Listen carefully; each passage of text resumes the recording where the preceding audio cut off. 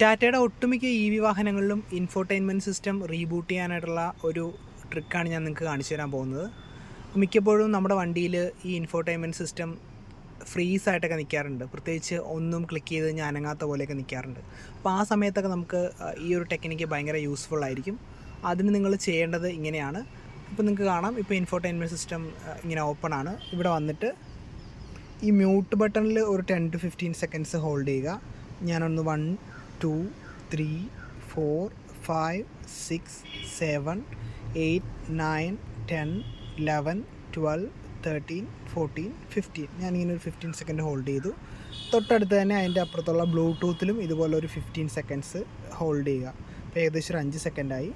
6 7 8 9 10 കണ്ടോ? അങ്ങനെ ചെയ്തപ്പോഴത്തേക്ക് ഇവിടെ നിങ്ങൾക്ക് കാണാവുന്നതാണ്, ഇൻഫോർടൈൻമെൻറ്റ് സിസ്റ്റം റീബൂട്ടായി വരുന്നുണ്ട്. നോക്കിയാൽ കാണാൻ പറ്റും.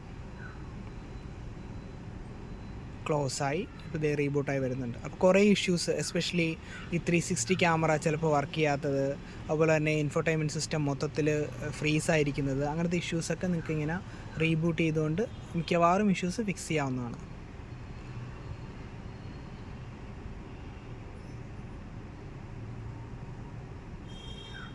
ഇപ്പോൾ റീബൂട്ടായി അവരവിടെ പേരൊക്കെ എഴുതി കാണിക്കുന്നുണ്ട്. റീബൂട്ടായിട്ട് ആ സിസ്റ്റം ബാക്ക് ടു നോർമൽ വരും. കണ്ടോ, അത് ബാക്ക് ടു നോർമൽ വന്നു.